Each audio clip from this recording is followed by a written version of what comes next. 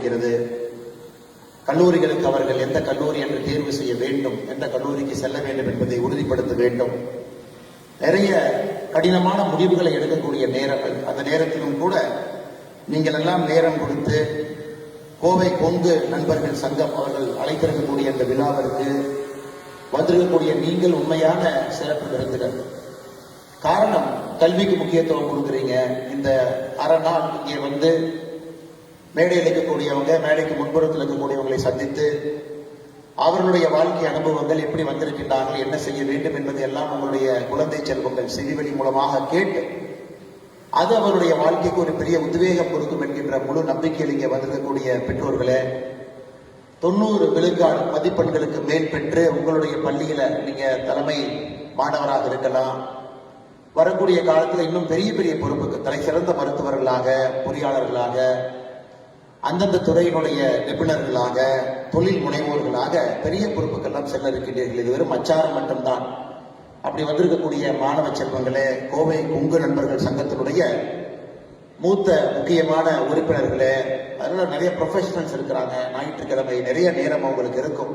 அவங்க டாக்டர்ஸ் வந்திருக்கிறாங்க, நிறைய அவங்களுக்கு சர்ஜரிஸ் எல்லாம் இருக்கும். அதையெல்லாம் ஒத்தி வைத்து விட்டு எனக்கு ஞாயிற்றுக்கிழமை காலையிலிருந்து மதியம் வரை இது மட்டும்தான் என்னுடைய நோக்கம், எதற்கும் நான் நேரம் கொடுக்க மாட்டேன் என்று வந்திருக்கக்கூடிய எல்லா முக்கியமான உறுப்பினர் பெருமக்களே, உங்களுக்கு மறுபடியும் என்னுடைய வணக்கத்தை தெரிவித்துக் கொள்கின்றேன்.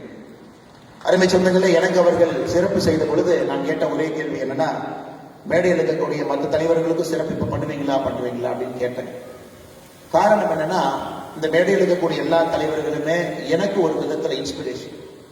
அவர்களை பார்த்து நான் வளர்ந்து கொண்டிருக்கின்றேன், இன்னும் அவர்களை பார்த்து கொண்டே இருக்கின்றேன். அவங்களுடைய உத்வேகம், வாழ்க்கையை எப்படி நடைமுறைப்படுத்தி வடிவமைத்திருக்கின்றார்கள், கஷ்டமான சூழலிலிருந்து எப்படி பிறந்து இவ்வளவு தூரம் வந்திருக்கின்றார்கள், அந்தந்த தொழில தலைமைத்துவம் நிபுணர்களாக இருக்கின்றார்கள். அவர்களை இன்று உலகமே திரும்பி பார்த்து கொண்டிருக்கிறது. சமுதாய அடையாளத்தை தாண்டி, கொங்கு என்கின்ற ஜியோகிராபிக்கல் ஏரியாவை தாண்டி, தமிழகம் என்கின்ற அடையாளத்தை தாண்டி, இந்தியன் என்கின்ற அடையாளத்தை தாண்டி மேடையில் இருக்கக்கூடிய பல பேர் இன்னைக்கு ஒரு குளோபல் சிட்டிசன்ஸா இருக்கிறாங்க.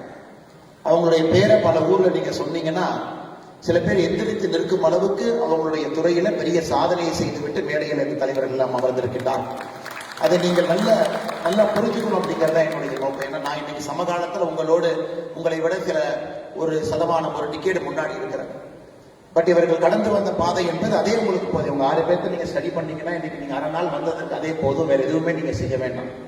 அதனால் ஒருவரையும் அறிமுகப்படுத்தும் பொழுது அவர்களை பற்றி ஒரு நிமிடம் அவர்களுடைய துறையை பற்றி, அவர்கள் செய்திருக்கக்கூடிய சாதனையை பற்றியும் பேசுவது என்னுடைய பெருமையாக நான் நினைக்கின்றேன். அருமை சொந்தங்களே, இந்த சங்கம் 2017 ஆரம்பிக்கப்பட்டு 19 முறைப்படி பதிவு செய்யப்பட்டு அனைவரையும் ஒருங்கிணைத்து அரசியலுக்கு அப்பாற்பட்டு, சாதி மதத்திற்கும் ஒரு விதத்தில் அப்பாற்பட்டு, கொங்கு சமுதாயம் அவர்கள் நன்றாக இருக்க வேண்டும் என்கின்ற ஒற்றை நோக்கத்துல தொடர்ந்து 7 ஆண்டுகளாக இந்த பணியை மேடையில் இருக்கக்கூடிய தலைவர்கள் எல்லாம் செய்து கொண்டிருக்கின்றார். காரணம், கொங்கு செழித்தால் எங்கும் செழிக்கும் என்கின்ற ஒற்றை கருத்துல இந்த சமுதாயம் தனக்கான எல்லாம் விளிம்பு நிலை மக்கள் தான். முதல் தலைமுறை விவசாயம் செய்து, 2ஆம் தலைமுறை தான் இப்பதான் இந்த சமுதாயம் தலை தூக்கி மேலே பார்த்து கொண்டிருக்கிறது. அந்த சமுதாயத்தை இன்னும் வேகமாக மேலே கொண்டு வர வேண்டும் என்கின்ற ஒற்றை கருத்துல, ஒற்றை நோக்கத்துல மேடையில் இருக்கக்கூடிய இந்த விழாவினுடைய தலைவராக இருக்கக்கூடிய அருமையன் டாக்டர் டி ராஜ்குமார் அவர்கள் ஒரு சிறந்த விவசாயி மட்டுமல்ல, அவருக்கென்று சொந்தமாக ஒரு ரியல் எஸ்டேட் தொழில் மட்டுமல்ல, எனக்கு தெரிந்த இந்த பொறுப்புக்கு வந்த பிறகு அதிகப்படியான நேரம் இந்த சங்கத்துக்கு மட்டும்தான் கொடுக்கிறார்களோ தவிர குடும்பத்திற்கோ அவருடைய தொழிலுக்கோ கொடுக்கக்கூடிய நேரம் குறைவாகத்தான் இருக்கும். அவருக்கு உங்கள் சார்பாக என்னுடைய நெஞ்சார்ந்த நன்றிகளை, வணக்கத்தை தெரிவித்துக் கொள்கிறேன். யாரோ ஒருத்தர் நம்மளை லீட் பண்ணணும், அது அண்ணன் அவர்கள் செய்து கொண்டிருக்கிறார். மிக அற்புதமான ஒரு வரவேற்புரை நல்கிவிட்டு அமர்ந்திருக்கக்கூடிய செல்வம் ஏஜென்சிஸுடைய நிர்வாக இயக்குநராக இருக்கக்கூடிய ஐயா நந்தகுமார் அவர்கள் மிக நேர்த்தியான ஒரு மனிதர். தன்னுடைய வாழ்க்கையில அவரை பற்றியும் நீங்க ஆழமா பார்க்கணும். கோவை கொங்கு நண்பர்கள் சங்கத்தினுடைய துணைத் தலைவராக இருந்து நம்ம எல்லாம் வழிநடத்தி கொண்டிருக்கின்றார்கள். அண்ணன் அவர்களுக்கும் என்னுடைய நெஞ்சார்ந்த வாழ்த்துக்களை, வணக்கங்களை தெரிவித்துக் கொள்கின்றேன். மிக ஒரு சிறப்பான ஒரு உரை, 2 நிமிஷம் பேசினா கூட ஏன் இந்த நிகழ்வு, இதனுடைய பர்பஸ் என்ன, எதற்காக நாம் எல்லாம் ஒன்று சேர்ந்திருக்கின்றோம் என்பதை சொல்லிவிட்டு அமர்ந்திருக்கக்கூடிய வழக்கறிஞர் மட்டுமல்ல, சமச்சீர் வளர்ச்சிக்கான கூட்டமைப்பினுடைய நிர்வாக அலங்காளராக இருக்கக்கூடிய கோவை கொங்கு நண்பர்கள் சங்கத்தினுடைய இணைச் செயலர் ஐயா லோகநாதன் அவர்கள் மேடையில் மீது இருக்கின்றார்கள். அவருக்கும் என்னுடைய நெஞ்சார்ந்த வாழ்த்துக்களை, வணக்கங்களை இந்த நேரத்தில் உரித்தாக்கிக் கொள்கின்றேன். அருமை சொந்தங்களே, முன்னிலை வகித்துக் கொண்டிருக்கக்கூடிய ஐயா KR நாகராஜன் அவர்கள் நம் எல்லோரும் கூட அன்பாக ராமராஜ் காட்டன் என்ற ஒரு சாதாரண ஒரு வார்த்தையை அதற்கு பயன்படுத்தி சொல்லுகின்றோம். ஆனா ஒரு தனி மனிதன் இன்னைக்கு நான் முடிந்திருக்கக்கூடிய வேட்டி ராமராஜ் காட்டனுடைய வேட்டியை தான் எப்பவுமே நான் கட்டுறேங்க. எல்லோரும் அப்படித்தாங்க. நிறைய பேர் ஒரு வேட்டி கட்டுற ஒரு நிகழ்வு, அது இந்த பகுதியில் நாம் எல்லோரும் பயன்படுத்தக்கூடிய நிகழ்வை பட்டி தொட்டி எல்லாம் உலகம் முழுவதும் எடுத்து சென்றிருக்கிறார். இன்னைக்கு ரீட்டைல்ல சாதாரண மனிதர்கள் புரட்சி செய்ய முடியாது என்று சொல்லுகின்ற காலகட்டத்தில் நேர்த்தியான ஒரு ராமராஜ் காட்டன் என்கின்ற ரீட்டைல் அவுட்லெட், எல்லாருமே பொருள் தயாரிப்பாங்க, எக்ஸ்போர்ட் பண்ணுவாங்க. ஆனா ரீட்டைல் தொழிலுக்கு நான் ஒரு கடை ஆரம்பித்து அதில் இருக்கக்கூடிய 1000 சிக்கல்களை சமாளித்து அதை நேரடியாக என்னுடைய கடை மூலமாக மக்களுக்கு கொடுப்பேன் என்று சொல்வதற்கு ஒரு துணிவு வேண்டும். அதை எடுத்து மிகச் சிறப்பாக ரீட்டைலும் கொடி கட்டி பறந்து ஒரு நாளும் கூட ஒரு புதுமை, இந்த வேட்டி கட்டுவதில் ஒரு புதுமை. வெல்குரோ வேட்டி வரும், பாக்கெட் வேட்டி வரும், அதுல நிறைய புதுமையான விஷயங்களை புகுத்திக்கிட்டே வருவாங்க. எளிய மனிதர்கள் 300 ரூபாய் 400 ரூபாய்க்கு ஒரு வேட்டியை தீபாவளி அன்னைக்கு யார் வாங்கி கட்ட முடியும் என்றால் அதற்கும் ஒரு வேட்டி, 2000 ரூபாய்க்கு ஒரு வேட்டி, கல்யாண முகூர்த்தத்துக்கு ஒரு ரூபாய் கட்டணும் அதற்கும் ஒரு வேட்டி. கிட்டத்தட்ட எல்லா விதமான எக்கனாமிக் குரூப்பையும் கூட தன்னுடைய துறையின் மூலமாக ஒரு மிகப்பெரிய சாதனையை செய்து கொண்டிருக்கக்கூடிய ஐயா KR நாகராஜன் அவர்களுடைய வாழ்க்கையை நீங்கள் இன்னும் ஆழமாக படிக்க வேண்டும் என்று இந்த நேரத்தில் நான் சொல்லிக் கொள்கின்றேன். அவர் சாதனை படித்திருக்கின்றார்கள், முன்னேறிவிட்டார்கள் என்று சொல்வதை விட எப்படி இவ்வளவு தூரம் வந்தாங்க அப்படிங்கிறத நீங்க நேரம் எடுத்து குழந்தை செல்வங்களுக்கு படிக்கணும்.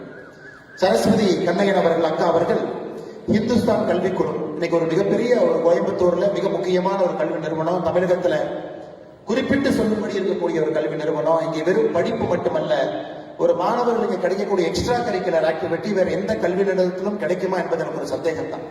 இன்னைக்கு கேட்டுக்குள்ள வந்திருப்பீங்க, நீங்க பார்த்திருப்பீங்க, ஒரு பக்கம் இசை விழா, அதற்கான ஒரு தட்டு இருக்கு.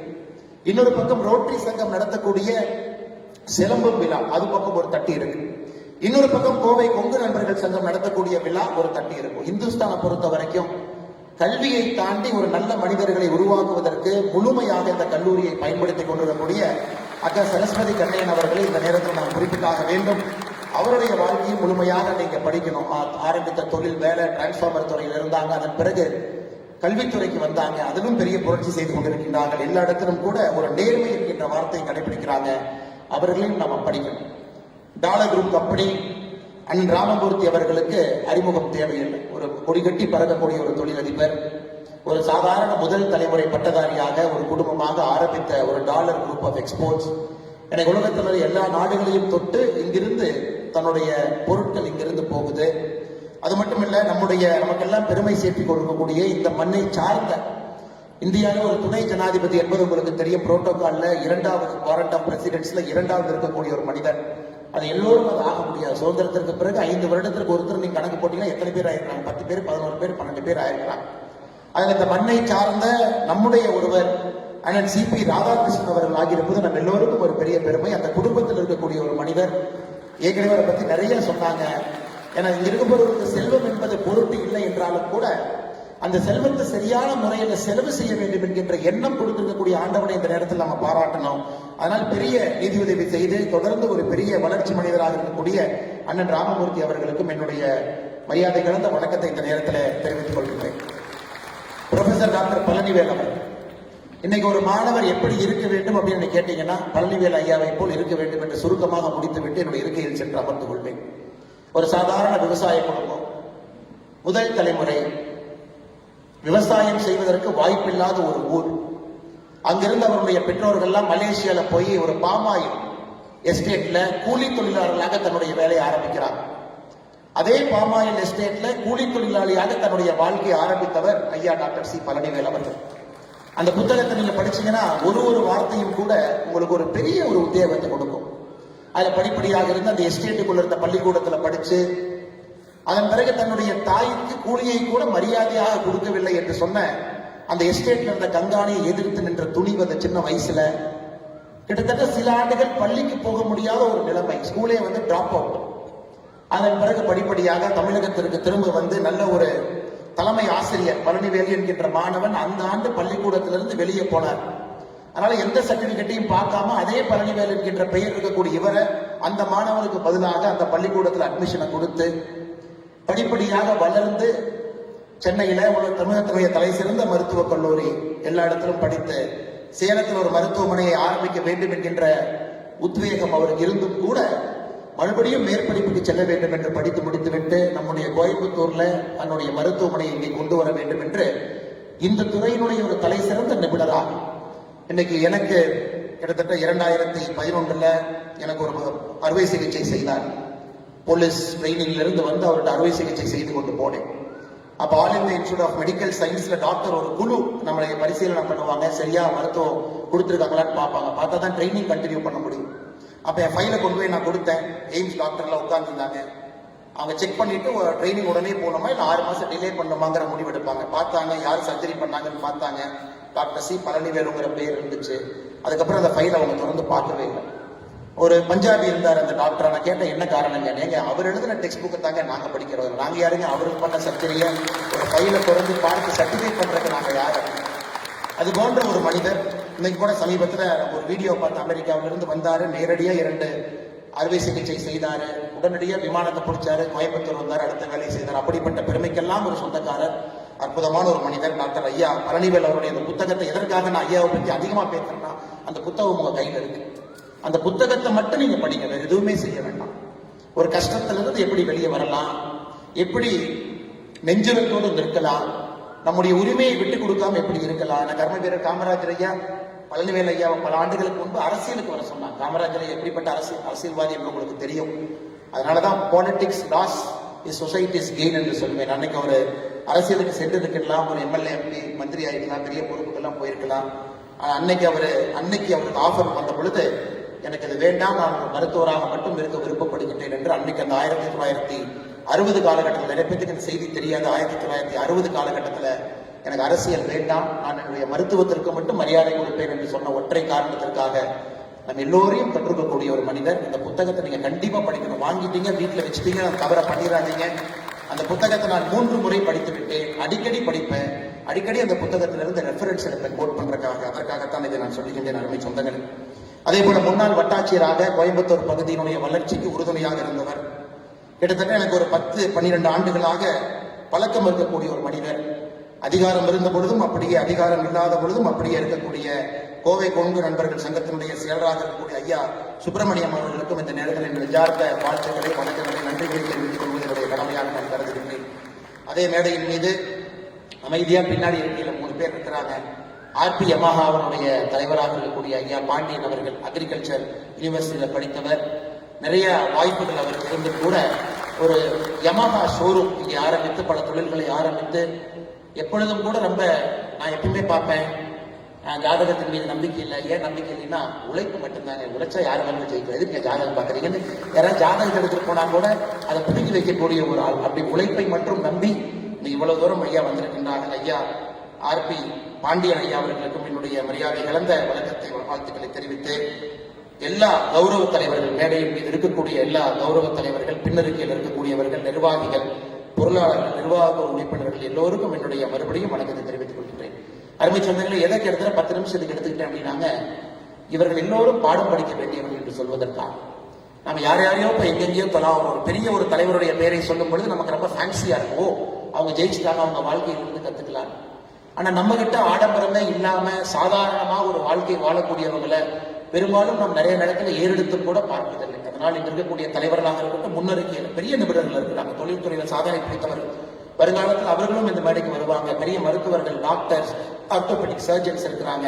சொந்தமாக மருத்துவம் நடத்தும் அரசு வேலையில் இருந்தவங்க விட்டுட்டு வந்து சொந்த மருத்துவமனை நடத்தி ஏழை எளிய மக்களுக்கு மருத்துவம் கொடுப்பவங்க. எக்ஸ்ட்ரீம்லி ஃபைனஸ்ட் சார்ட்டர்ட் அக்கௌண்டன்ஸ், இந்த கொங்கு பகுதியினுடைய தலை சிறந்த ஆடிட்டர்ஸ் உட்கார்ந்து இருக்கிறாங்க. நிறைய தொழில் முனைவோர்கள், விவசாய பெருமக்கள், இயற்கை விவசாயிகள், வேளாண் விவசாயிகள் எல்லாம் இங்க இருக்கிறாங்க. ரூட்ஸ் ஐயாவுடைய எப்பொழுதுமே நமக்கு தெரியும், ஐயா அவங்க பேசினாவே அந்த மோட்டிவேஷன் லெக்சர் எல்லாரும் உட்கார்ந்து மணிக்கணக்காக கேட்போம். ஐயா அவர்களும் வந்திருக்கின்றார்கள். அதனால் முன்னறிக்கையில் இருக்கக்கூடியவர்களும் பெரிய மனிதர்கள் இருக்கின்றார்கள். அவர்களுக்கும் என்னுடைய வணக்கத்தை, வாழ்த்துக்களை தெரிவித்து, அருமை சொந்தங்களே, உங்களுக்கு ஒரே ஒரு சின்ன உதாரணத்தை மட்டும் கொடுத்து என்னுடைய பேச்சை ஆரம்பிக்க வேண்டும் என்று நினைக்கின்றேன். காரணம், அந்த பருவத்தில் இருக்கிற you are an age where you can make a change. அந்த சேஞ்சுங்கிறது லாஸ்டிங் சேஞ்சா உங்களை தாண்டி நிற்கக்கூடிய ஒரு சேஞ்சை கொடுக்கக்கூடிய வயசுல நீங்க எல்லாம் உட்கார்ந்து இருக்கிறீங்க. மாணவ செல்வம், நீங்க உதாரணத்துக்கு இன்னைக்கு காலையில உங்க வீட்டுக்கு வெளியே இருக்கிறீங்க, ஒருத்தர் ஓடிட்டு போறாருன்னு வச்சுக்கோங்களேன். 2000 வச்சுக்கலாங்க, 20 வருஷம் பின்னாடி போயிடும். அதை ஓடிட்டு போறவர் நிறுத்தி அண்ணன் என்னென்ன பண்றீங்கன்னு கேட்குறீங்க.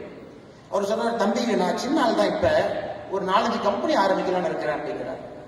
நீங்க திரும்ப விட்டு கேட்குறீங்க, என்னென்ன கம்பெனி ஆரம்பிக்க போறீங்க? தம்பி பிரெயின்ல வந்து சிப்பு வைக்கக்கூடிய ஒரு கம்பெனி ஆரம்பிக்கலாம்னு பாக்குறேன் அப்படின்னா நீங்க அப்பயே பார்ப்பீங்க, என்ன பைத்தியக்காரனா இருப்பாரு, காலங்காலத்தில் நம்ம கண் முன்னாடி மாட்டியிருக்காரு.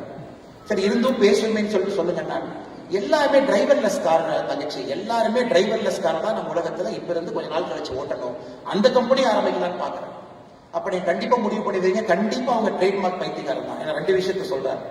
அதோட நிக்கல, மறுபடியும் இன்னும் ஒரு படி முன்னாடி போறாரு. இல்ல இன்னும் ஒரு 10 வருஷம் 5 வருஷம் கழிச்சு எல்லா பக்கம் சோலார் அப்படிங்கறத அடிப்படையா கொண்டு வந்து இந்த எலக்ட்ரிசிட்டியினுடைய கன்சம்ஷன் பேட்டர்னே மாற்ற போறாங்கிறார். அப்பவும் பாக்குறீங்க, என்னடா அவன் முழு பைத்தியக்காரனா இருக்கான், தொடர்ந்து பேசிட்டே இருக்கான். அப்புறம் மறுபடியும் இன்னும் அதோட நேரத்துல இன்னும் ஒரு படி முன்னாடி போறாரு. ரீயூசபிள் ஸ்பேஸ் வெஹிக்கிள் மேல லான்ச் பண்ணலாம்னு பாக்குறேன். அதாவது கீழிருந்து மேலே செல்லக்கூடிய ஒரு ஸ்பேஸ் வெஹிக்கிள், அது போய் சேட்டலைட் ஆர்பிட்டை விட்டுட்டு மறுபடியும் கீழே வந்து அதை நம்ம எடுத்து ரீயூஸ் பண்ணலாம் அப்படிங்கிறார். அப்ப முடிவு பண்ணிருக்கீங்க, ஓ எனக்கு கன்ஃபார்மா பைத்தியக்காரன் தான். அடுத்து இன்னும் ஒரு படி போறாரு, இல்ல நான் ஆர்டிபிஷியல் இன்டெலிஜென்ஸ் நிறுவனமும் ஒன்று ஆரம்பிக்கலான்னு பாக்குறேன், அது நம்முடைய வாழ்க்கையை மாற்றக்கூடிய ஒரு நிறுவனத்தை ஆரம்பிக்கிறேன்.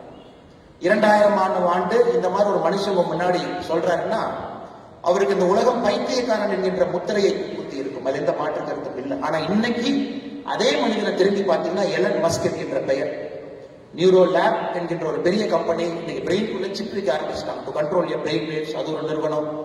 XAI என்கின்ற பேர்ல ஆர்டிபிஷியல் இன்டெலிஜென்ஸ், OpenAI அவர் தான் ஆரம்பிச்சாரு. டெஸ்லா கம்பெனி நடத்துறாரு, ஸ்பேஸ் எக்ஸ் என்கின்ற நிறுவனத்தை நடத்துறாரு.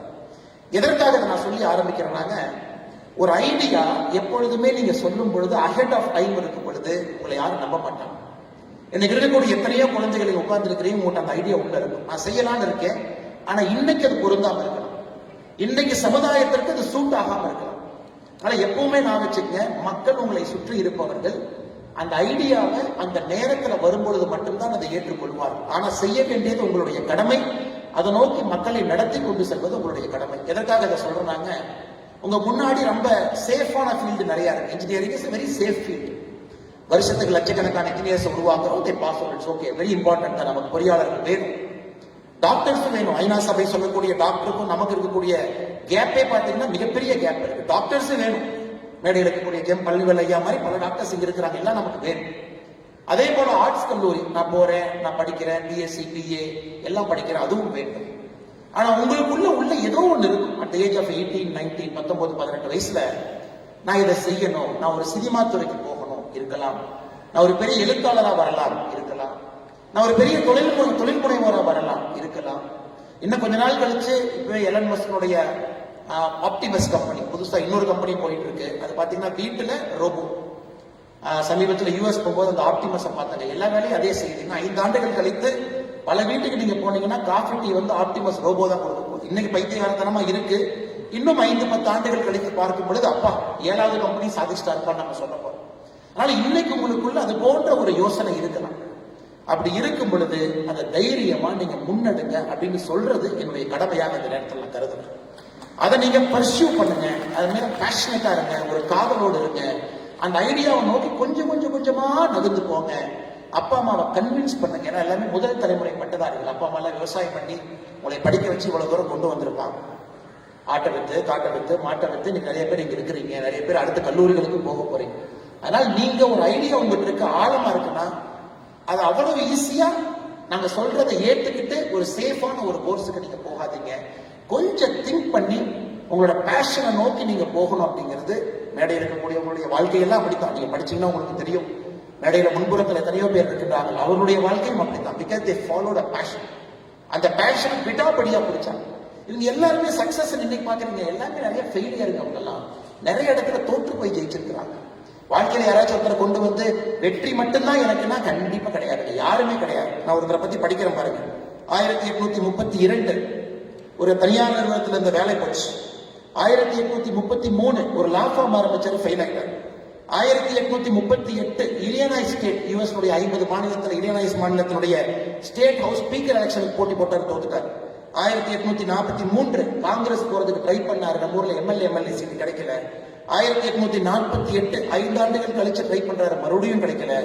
1849 எதுவுமே கிடைக்கல. அரசாங்கத்துல போய் லேண்ட் ஆபீஸ்ல சேரலாமான்னு போறாரு, அதுவும் கிடைக்கல.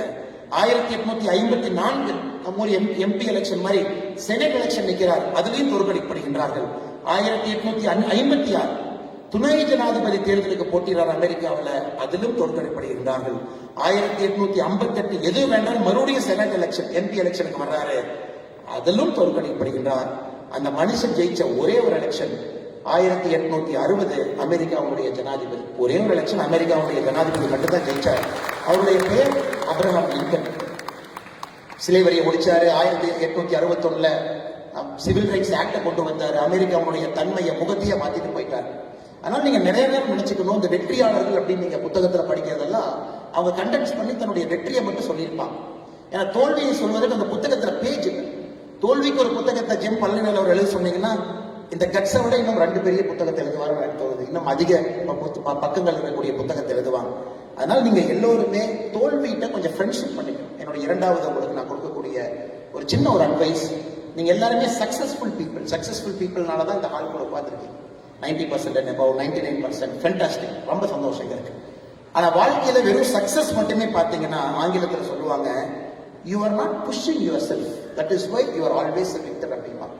உங்களை நிறைய புஷ் பண்ணீங்கன்னா கொஞ்சம் தோல்விகள் அப்பப்போ வர ஆரம்பிக்கும். ஆனால் நிறைய உங்களை புஷ் பண்ணுங்க. Success should not breed complacency. நான் ஜெயிச்சுக்கிட்டே இருக்கிறேன் அப்படிங்கிறது உங்க கம்ஃபர்ட் ஜோனை விட்டு வெளியே போகாம கம்ஃபர்ட் ஜோன் கூட உட்கார வைக்க கூடாது. குறிப்பாக இந்த அரங்கத்தில் இருக்கக்கூடிய மாணவர்கள் அப்பப்ப தோல்வி வந்தாலும் ஒரு சின்ன ஃப்ரெண்ட்ஷிப் பண்ணிங்க. இல்ல நான் சிவில் சர்வீஸ் பரீட்சை எழுதுனேன், ஃபர்ஸ்ட் அட்டெம்ப்ட் IAS IPS கிடைக்கல, okay will make friendship, second attempt போலாம். இல்ல நான் நீட் எழுதுனேன், எனக்கு தெரியல, நிறைய பேர் நீட் எழுதிருக்கீங்க, 725 மார்க் வரல, லெட் அஸ் மேக் ஃப்ரெண்ட்ஷிப், அடுத்த டைம் பார்த்துக்குவோம். இல்ல நான் வந்து இங்க போலான்னு பார்த்தேன், எனக்கு அது கிடைக்கல, இட்ஸ் ஓகே. அந்த மைண்ட் செட் உங்களுக்கு வேணும். ஏன்னா இன்னைக்கு இருக்கக்கூடிய இளைஞர்களை பார்க்கும் பொழுது டிப்ரெஷன். ஏன் depression? Love failure depression, NEET exam failure depression. எல்லாருக்குமே டிப்ரெஷனை மட்டும் தான் பார்க்கறவங்க தவிர அந்த ஃபெயிலியரோட ஒரு சின்ன ஃப்ரெண்ட்ஷிப் வச்சுக்கணும்னு யாரும் பார்க்கல. அதனால மாணவ செல்வங்களே, டிப்ரெஷன் உங்க வாழ்க்கையை அப்ரஸ் பண்ணக்கூடிய விஷயமா மாத்திராதீங்க. ஓப்பன் அப்பா இருங்க, பேஷனை சேஸ் பண்ணுங்க. வெற்றியாளர்களை மட்டும் பார்க்குறீங்க, அந்த வெற்றியாளர்களுக்கு பின்னாடி இருக்கக்கூடிய தோல்வியை பார்க்க மாட்டீங்க. அண்ணன் CP ராதாகிருஷ்ணன் அவர் நம்முடைய துணை ஜனாதிபதி, ஒரு அற்புதமான மனிதர். நான் பழகியதில் ஒரு எளிமையான, நேர்மையான, ஒரு நல்ல ஒரு மனிதர், எந்த டவுட்டும் கிடையாது. ரொம்ப ஒரு தேசியவாதி, ஒரு பற்றாளர், சொந்தமா ஒரு நிறுவனத்தை நடத்தினாரு. ஒரு நாள் அலுவலகத்தில் என்கிட்ட சொன்னாரு, என்னை எப்பொழுதுமே அன்பா தலைவரேன்னு கூப்பிடுவார். கூப்பிடும் போதெல்லாம் எந்திரிச்சு நிற்குவேன். நான் சொன்னேன், அண்ணா என்னன்னு? இல்ல நம்மளை கொஞ்சம் ஸ்பின்னிங் மில்லுக்கு அதிக நேரம் கொடுக்கணும், ஒரு 6 மாசம் ஸ்பின்னிங் மில் பக்கம் போயிட்டு வரேன். நான் ஏன்னு கேட்டேன், இந்த பொது வாழ்க்கையில வந்து ஸ்பின்னிங் மில் கொஞ்சம் அவுட் ஆஃப் கண்ட்ரோல் இருக்கு, நான் அங்க போறேன். 6 மாசம் போனேன். அப்புறம் கேரளாவுடைய ஒரு பொறுப்பு, சின்ன பொறுப்போ பெரிய பொறுப்போ, அதையும் செஞ்சாங்க. எதையும் எதிர்பார்க்காம 50 ஆண்டுகள் 60 ஆண்டுகள் பல தோல்விகளை பார்த்தோம். CP ராதாகிருஷ்ணன் ஒரு வெற்றியை காமிச்சீங்கன்னா அவர் சரித்திரத்துல 3 தோல்வியை நான் காட்டுவேன். லோக்சபால அற்புதமா ஜெயிச்சாரு, ஒரு தலை சிறந்த MP-யாக இந்த பகுதிக்கு அவ்வளவு விஷயங்கள் செஞ்சு கொடுத்தவர். அதே மண்ணில் அதே லோக்சபால அவருக்கு வெற்றியும் கிடைக்கல. ஆனாலும் அவருடைய முகத்தை பொறுத்தவரை அப்படியேதான் வண்டி ஓடும். இன்னைக்கு எவ்வளவு பெரிய பொறுப்பு, இந்த நாட்டினுடைய துணை ஜனாதிபதி என்கின்ற உயரிய பொறுப்பு. அவர் வெற்றி மட்டும் பண்ணலாம் அவர் கிடைச்சதுக்கா இல்ல, CPR தொட்டதெல்லாம் வெற்றி, தொடர்ந்து 50 வெற்றி, அதனால துணை இல்ல. அந்த மனிதனுடைய கேரக்டருக்காக, அந்த மனிதனுடைய நெஞ்சுரத்துக்காக, அந்த மனிதனுடைய நேர்மைக்காக நம்முடைய பிரதமர் ஐயா மோடி அவர்கள் நேரா கூட்ட நீங்க துணை ஜனாதிபதியா பொறுப்பெடுத்து மக்களுக்கு சேவை பண்ணுங்க, நாட்டினுடைய 2வது பெரிய குடிமகனாக நீங்க இருங்க. அதனால யாரை நீங்க எடுத்தாலும் தோல்விகள் அவங்களுக்கு சாதாரணம், சகஜம். தோல்வியோடவே வாழ்ந்தவர். சரஸ்வதி அக்காவோட லைஃப் ஹிஸ்டரிக்கெல்லாம் நான் போகவே இல்லை. நிறைய தோல்விகளை பார்த்து விட்டு இங்க அமர்ந்திருக்கிறார். ஆனால் அருமை சொந்தங்களே, இந்த 2வது மிக முக்கியமானது, தோல்விகளோட ஒரு ஃப்ரெண்ட்ஷிப் நீங்க வச்சுக்கணும். You should make friends with defeat. அது இல்லைன்னா நீங்க டிப்ரெஷனுக்குள்ள போயிருவீங்க, நீங்க திரும்ப எய்மே பண்ண மாட்டீங்க, திரும்ப அச்சீவ் பண்றதுக்கு போக மாட்டீங்க. அதுவும் என்னுடைய அன்பான வேண்டுகோளாக நீங்க எடுத்துக்கொள்ள வேண்டும். நேற்று நீங்க பார்த்திருப்பீங்க, ஜூலை 18, 2026 பிரதமர் பேசினாங்க. ஸ்டேஜில் பார்த்தீங்கன்னா ISRO சேர்மன் நாராயண சார் இருக்கிறாங்க. ஒரு 2 சின்ன பசங்க மாதிரி 2 பேர் இருந்தாங்க. டிவி பார்த்தீங்களான்னு தெரியல. அந்த ஒரு சின்ன தம்பி வந்து போன்ல பிரதமர்கிட்ட பேசுறாரு, லவுட் ஸ்பீக்கர் போட்டு மைக்ல நம்ம எல்லாம் கேட்கிறோம். நேற்று என்ன சரித்திரம், இந்தியாவுடைய சரித்திரம் நேற்று எப்படி மாற்றி எழுதப்பட்டது? நேற்று இந்தியாவுடைய சரித்திரம் எப்படி மாற்றி எழுதப்பட்டதுன்னா, 2 பசங்க, பவன்குமார் சந்தனா, நாகா பாரத் தாக்கா, ஹைதராபாத்ல இருக்கக்கூடிய ஒரு நிறுவனம் ஸ்கை ரூட் ஏரோஸ்பேஸ், இந்தியாவுடைய ஃபர்ஸ்ட் இந்தியாவில் உருவாக்கிய ஒரு பிரைவேட் ஸ்பேஸ் ஷிப்பை நேற்று நாம லான்ச் பண்ணியிருக்கிறோம். கவர்மெண்ட்டுக்கு அதுக்கு சம்பந்தம் இல்லைங்க. லான்ச் பேட் மட்டும்தான் ஐஎஸ்ஆர்ஓ, லான்ச் பேட் மட்டும்தான் ஸ்ரீஹரிகோட்டா. ஐஎஸ்ஆர்ஓ ஒரு மைனர் ஃபண்டிங் அந்த கம்பெனி கொடுத்தாங்க. அந்த 2 பசங்களும் ஐஎஸ்ஆர்ஓல இன்ஜினியரா இருந்தாங்க.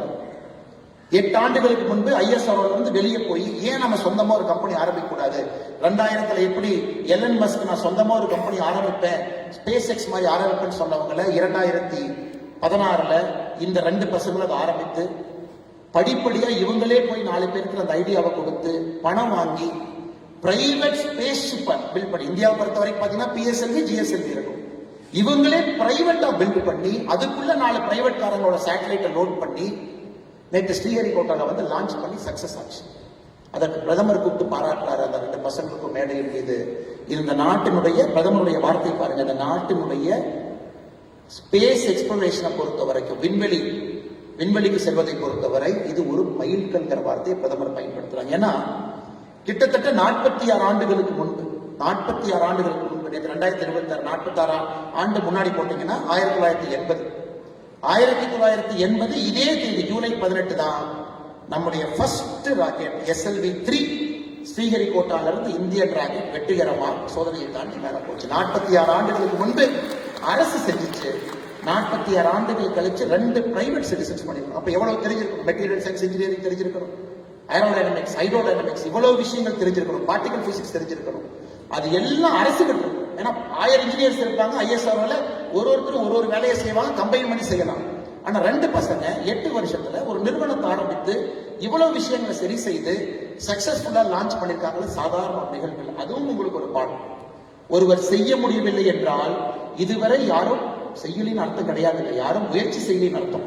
சோ இந்தியால இந்த பசங்க முயற்சி பண்ணாங்க. நேற்று ஜூலை 18 2026 சொந்தமாக தனியார் நிறுவனம் ஒரு ஆனா ஃபர்ஸ்ட் லான்ச் பண்ண சக்சஸா 1979 ஆகஸ்ட் 10 அந்த ஃபர்ஸ்ட் சக்சஸ் முன்னாடி ஒரு வருஷம் முன்னாடி போனீங்கன்னா SLV-3 கிளம்பிச்சு. எல்லாரும் உட்கார்ந்து பார்த்தா அதான் இந்தியாவோட ஃபர்ஸ்ட் ராக்கெட். எல்லாரும் உட்கார்ந்து பார்த்தோம். 317 செகண்ட் தாண்டி ராக்கெட் என்ன வேகத்துல மேல போச்சோ அதே வேகத்துல கீழே வந்துருச்சு. அது ஃபெயிலியர். அப்ப ப்ரொஃபசர் சதீஷ் தவன் ஏபிஜே அப்துல் கலாம் ஐயா மிஷன் ஹெட்டா இருக்கிறாங்க. பத்திரிகை நண்பர்கள் கேட்கிறாங்க, என்னங்க சுதந்திரம் கிடைச்சு இத்தனை வருஷம் ஆச்சு, 1979 இன்னும் பிரிட்டிஷ்காரன் சொல்றீங்களா, 32 வருஷம் ஆச்சு சுதந்திரம் கிடைச்சு, ஏன் ஃபெயிலியர்? சதீஷ் தவன் கலாம் அவர்கள் புத்தகத்தில் எழுதுறாங்க, எனக்கு லைட்டா அப்படியே ஒரு சின்ன பயம். ஏன்னா நான் தான் மிஷன் ஹெட், அப்ப நான் தான் பொறுப்பேற்றுக்கணும். அப்ப ஐஎஸ்ஓ தலைவராக இருக்கக்கூடிய சதீஷ் தவன் அவர் கை நீட்டி சொல்றாரு, இவங்க இல்லைங்க, நான் தான் பொறுப்பு, நான் தான் ஐஎஸ்ஆர்ஓடைய தலைவர், அடுத்தது நான் சக்சஸ் பண்ணி காட்டுறேன். கலாம் ஐயாவை பேசவே இல்லை, ப்ரொடெக்ட் பண்றாரு. அதே கலாம் தன்னுடைய புத்தகத்தில் எழுதுறாரு. நம்ம இந்த ஃபெயிலியரை பார்க்க பொழுதெல்லாம் நம்ம மேல ஒரு மென்டார் இருக்கும் பொழுது வாழ்க்கை ரொம்ப சுவையாக இருக்கும் அப்படிங்கிறார். அதனால உங்களுக்கு 3வது உங்களுக்கு ஒரு மென்டார் நீங்க வச்சுக்கணும். மென்டார் இன்னைக்கு நீங்க இன்ஜினியர் டாக்டர் எங்க போனாலும் கூட யாரோ ஒரு மனிதர்கிட்ட தொலைபேசியில பேசும் அளவுக்கு ஒரு தொடர்பு இருக்கணும். எனக்கு ஒரு டவுட் இருக்கு, இவங்களை கூட நீங்க மென்டாரா வைக்கலாம். அவங்க யாரும் வேண்டாம்னு சொல்லவே மாட்டாங்க. இந்த நிகழ்ச்சி முடிஞ்சு உங்க நம்பரை கொடுங்க அல்லது PA நம்பரை கொடுங்க, நான் உங்களை 6 மாசத்துக்கு ஒருக்கா வந்து பார்க்கலாமா, இல்ல 1 வருஷத்துக்கு ஒருக்கா வந்து பார்க்கலாமா, உங்கள்கிட்ட நான் சில விஷயங்கள் என்னுடைய வாழ்க்கையை பற்றி பேச நினைக்கிறேன், உங்க அனுபவம் எனக்கு சொல்லிக் கொடுங்க, அதுல இருந்து நீங்க பண்ண சில தப்ப பண்ணாம நான் இன்னும் வேகமாக முன்னேற பார்க்கிறேன் அப்படின்னு சொல்லும் அளவுக்கு இந்த நிகழ்ச்சி முடிச்சு உங்களுக்கு தைரியம் இருக்கணும். அதை கண்டிப்பாக மேடையில் இருக்கக்கூடிய எல்லோரும் அதை ஏற்றுக்கொள்வாங்க. they would like to be mentors. இன்னைக்கு இங்க வந்தாங்க ஐயா ராஜ்குமார் அவர்கள், மேடையில் இருக்கக்கூடிய தலைவர்கள் ஏற்பாடு செஞ்சிருக்கிறாங்க, எல்லோருக்குமே ஒரு நிதியுதவி செஞ்சாங்க, பாராட்டினாங்க, போனாங்க அப்படின்னு அந்த நிகழ்வு இருக்கக்கூடாது. இவ்வளவு உயரம் வந்தவர்கள் உங்களை பிடித்து இன்னும் இதை விட உயரத்திற்கு தூக்கி விடுவதற்காகத்தான் அந்த தலைவர்கள் இருக்கின்றார்கள் என்பதை நீங்கள் மறந்துவிடக்கூடாது.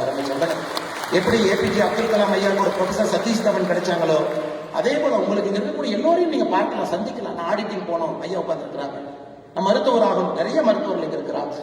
ஆயுர்வேதா போகணும், அங்க ஒரு நண்பர் இருக்கிறாங்க. பிசினஸ் பண்ணணும், இங்க இருக்கிறாங்க.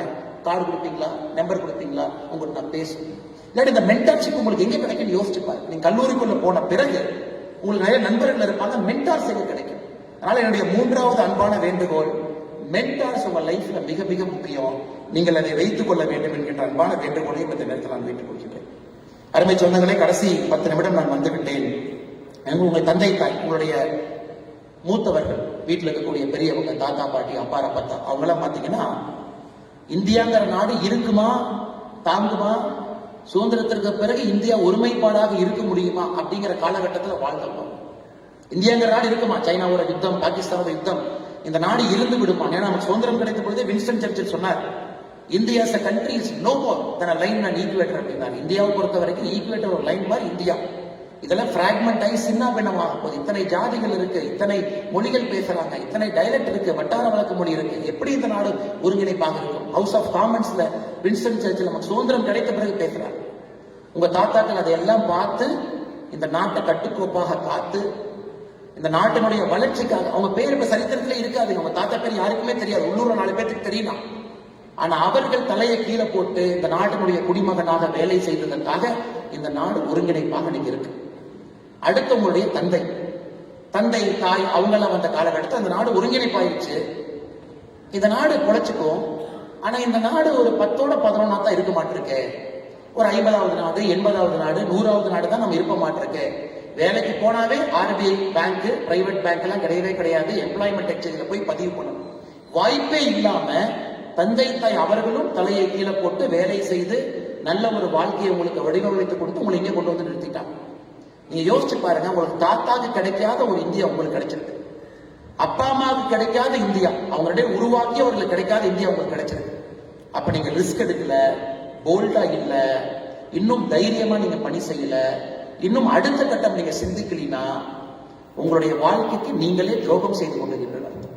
பெருசா திங்க் பண்ணுங்க, பிக்கா திங்க் பண்ணுங்க, போல்டா திங்க் பண்ணுங்க. இந்த இந்தியாவை பொறுத்தவரை இன்னைக்கு உலகத்தினுடைய 4வது பெரிய பொருளாதார நாடு வந்துட்டோம். 4வது பெரிய பொருளாதார நாடு. அப்படியே படிப்படியா வந்துட்டோம். அமெரிக்கா, சைனா அவங்க 2 பேரும் மேல இருக்காங்க. 3வது வந்து விடுவோம். அது ஒரு பெரிய விஷயம். நீங்க third also we will come very soon we are touching. Germany, Japan 2 பேரும் தான் 3-4 மாத்தி இருப்பாங்க. அதையும் ஓவர்டேக் பண்ணிட்டோம். சோ நீங்க காலேஜ் முடிக்கிறதுக்குள்ள, நீங்க மருத்துவராக இருந்தா 5 வருஷம், இன்ஜினியரிங்கா இருந்தா 4 வருஷம் முடிப்பதற்குள்ள உலகத்தினுடைய 3வது நாடாக வந்து விடுவோம். அமெரிக்காவுக்கும், சைனாவுக்கும், இந்தியாவுக்கும் 3வது வந்துருவோம். தாத்தா காலத்துல உலகத்துல 60வது 65வது இருந்துச்சு. அப்பா காலத்துல 30லிருந்து 12க்கு வந்துச்சு. கடந்த 10 ஆண்டுகள்ல 12லிருந்து 4க்கு வந்துட்டோம். அதனால நீங்க பெருசா திங்க் பண்ணாம அரைச்சமாவை தயவு செஞ்சு அரைக்காம புதுசா யோசிச்சு அதை இன்னும் சிறப்பா செய்து, டாக்டர்னா சாதாரண டாக்டர் இல்ல, நிபுணர் அப்படிங்கிற பேர். இன்ஜினியர்னா சாதாரண இன்ஜினியர் இல்ல, நிபுணர்ங்கிற பேர். நான் ப்ரொஃபஸரா போறேன், சாதாரண ப்ரொஃபஸர் இல்ல, நோபல் லாரேட் வரும் அளவுக்கு ரிசர்ச் செய்யக்கூடிய ப்ரொஃபஸர். ஒரு நிறுவனம் ஆரம்பிக்கிறேன், சாதாரண நிறுவனம் இல்ல, ராமராஜ் காட்டனை விட 10 மடங்கு வளரக்கூடிய நிறுவனம் அப்படின்னு வச்சாக்கா அவங்களுக்கு சந்தோஷம். நீங்க வந்து நான் இன்னொரு ராமராஜ் காட்டனை உருவாக்க போறேன்னா, அவர் எதுவுமே இல்லாத காலத்துல ராமராஜ் காட்டனை உருவாக்கி நம்ம முன்பு பார்த்திருக்கிறார். ஆனா எனக்கு எல்லாம் இருக்கக்கூடிய காலத்துல நான் இன்னொரு ராமராஜ் காட்டன் என்று சொல்வதை விட அதை விட 10 மடங்கு வருவேன் என்று சொன்னால்தான் இங்க இருப்பவங்களும் பெருமை அடைவாங்க. அதனால மாணவ செல்வங்களே, பெரிய மனிதர்களாக, ஆற்றல் மிக்க தலைவர்களாக, முன்னோடிகளாக நீங்கள் வர வேண்டும். கொஞ்சம் ரிஸ்க் எடுங்க, ஃபெயிலியரை கொஞ்சம் பார்த்து ஃப்ரெண்ட்ஷிப் பண்ணிக்கங்க, மென்டார் வச்சுக்கங்க, பெருசா திங்க் பண்ணுங்க. எந்த துறை எடுத்தாலும் கூட காலேஜ்ல அப்ப முக்கியமே கிடையாது. அதான் ஒரு காலம் 1980 IIT அவங்க தான், IIM அவங்க தான், இப்பெல்லாம் முக்கியமே கிடையாதுங்க. எல்லா காலேஜ்ல எல்லா ஃபெசிலிட்டி எல்லா இடத்துல இருக்கு. இன்னைக்கு இந்துஸ்தான் காலேஜ் தமிழகத்துல தலை சிறந்த கல்லூரி. உள்ள போனா இவங்களும் ஜேஸ்டார் வச்சிருப்பாங்க. லைப்ரரியில ஜேஸ்டார்ங்கிறது வேர்ல்டுல இருக்கக்கூடிய எல்லா ரிசர்ச் ஆர்டிகளும் போட்டிருக்கக்கூடிய ஒரு அகாடமியா டேட்டா பேஸ். இவங்களும் ஜேஸ்டார். இன்னைக்கு ஒரு சாதாரண ஒரு அரசு கல்லூரிக்கு போறீங்க, நீங்க வசதி இல்லை, அவங்ககிட்டயும் ஜேஸ்டார். அதனால சில பேருக்கு நீங்கள் எதிர்பார்த்த கல்லூரி கிடைக்கல அப்படிங்கறதுக்காக ஐயோ நம்ம எதிர்பார்த்தது நடக்கல, என்ன பண்ணலாம்? அந்த கல்லூரியில் இருக்கக்கூடிய வசதிகளை பயன்படுத்தி அதுல இருந்து நீங்க மேல வரணுங்கிறது என்னுடைய ஆசை. அதனால எனக்கு IIT கிடைக்கல, IIM கிடைக்கல, IAS கிடைக்கல, வேண்டாம், கிடைக்காட்டி பரவாயில்லைங்க. அதை விட 10 மடங்கு மேல போடுவதற்கான வாய்ப்பு உங்க கையில் இருக்கு. அதையும் மனம் தளராம நீங்கள் அதை எடுத்து செய்ய வேண்டும் என்று சொல்லி, இங்க இருக்கக்கூடிய உங்களுடைய தந்தை தாய்க்கு நிச்சயமாக நான் தலை வணங்கி ஆக வேண்டும். காரணம், உங்களை பார்க்கும் பொழுதே கிட்டத்தட்ட நானும் இதே போல ஒரு அரங்கத்துல எத்தனையோ ஆண்டுகளுக்கு முன்பு எங்கேயும் அமர்ந்திருந்த போல ஒரு ஞாபகம் எனக்கு வருது. அப்ப அப்பா அம்மா எவ்வளவு கஷ்டப்பட்டு உங்களை கொண்டு வந்து உட்கார வச்சிருப்பாங்க. அதை எப்பவுமே மறந்து விடாதீர்கள்.